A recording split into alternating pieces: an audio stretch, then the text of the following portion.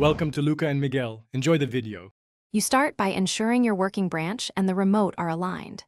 First, check Git status to confirm the branch, then fetch updates and pull origin branch so you base changes on the latest code.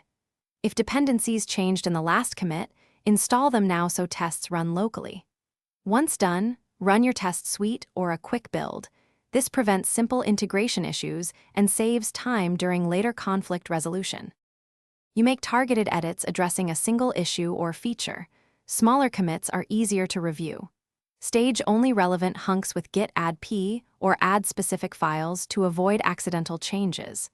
Then commit with a structured, descriptive message so reviewers quickly understand intent. Once committed, run local tests and linting.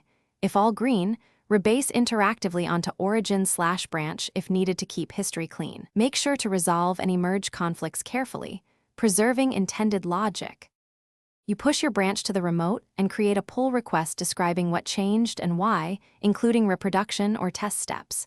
Make sure CI passes. If your branch was rebased, use git push force with lease to avoid overriding others.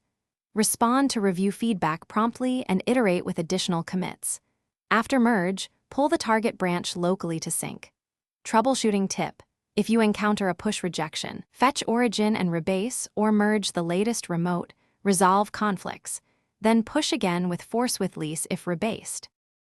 Thanks for watching and please subscribe. It's the best investment you'll ever make.